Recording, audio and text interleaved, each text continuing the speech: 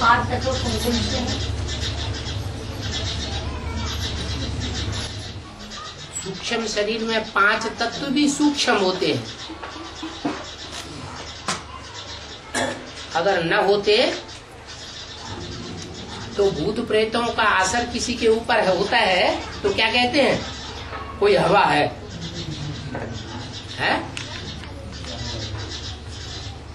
अगर हवा है तो हवा में 5 तत्व हैं या नहीं है? जल है, जल के अंदर भी 5 तत्व हैं। पृथ्वी में भी 5 तत्व। एक तत्व दूसरे में अनुस्यूत हुआ पड़ा है। ये माया के 5 रूप हैं। ऐसे नहीं कह सकते कि कोई के अंदर क्रोध का भूत है और काम विकार का भूत नहीं है। क्यों? क्रोध है तो जरूर काम विकार का अंश भी होगा ही।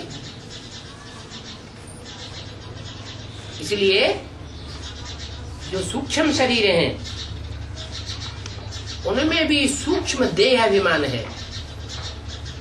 अब देहाभिमान है तो 5 ही विकार। 5 विकारों का बाप कौन है? देहाभिमान। ये देह स्थूल है, अद्भुत प्रेतों की देह सूक्ष्म है। बाबा एक मुरली में बोला है कि स्थूल शरीर की अपेक्षा भी सूक्ष्म शरीर में ज्यादा देहभान होता है। तो वो कैसे बाबा? क्योंकि सूक्ष्म में ज्यादा ताकत होती है या स्थूल में ज्यादा ताकत होती है, तो इसीलिए ज्यादा देहभान भी है। 5 तत्वों से तो परे का शरीर है। 5 तत्व तो नहीं होते ना उसमें, सूक्ष्म शरीर में। क्या नहीं होते? 5 तत्वों से परे का शरीर है।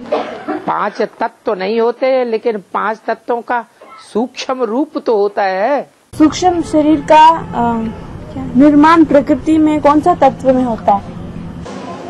सूक्ष्म शरीर में 5 तत्व हैं, लेकिन सूक्ष्म रूप में। पृथ्वी भी है, जल भी है, वायु भी है, अग्नि भी है, आकाश भी है, लेकिन सूक्ष्म तत्व है। जैसे शरीर जड़ है और शरीर सूक्ष्म भी है, तो जड़ शरीर में, साकार शरीर में सूक्ष्म शरीर विराजमान है।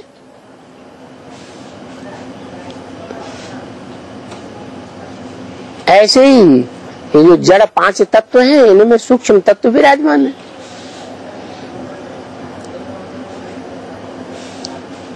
जैसे स्थूल शरीर है, उससे सूक्ष्म शरीर है, और उससे भी सूक्ष्म आत्मा बिंदु है। बिंदु कारण शरीर कहा जाता है। उस कारण से सूक्ष्म शरीर भी बनता है, फिर स्थूल शरीर भी बनता है।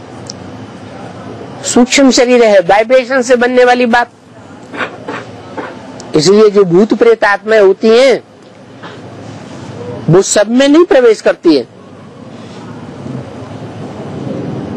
जिनका वाइब्रेशन ही ऐसा हो जाता है उल्टा पलटा, उनमें प्रवेश करती है।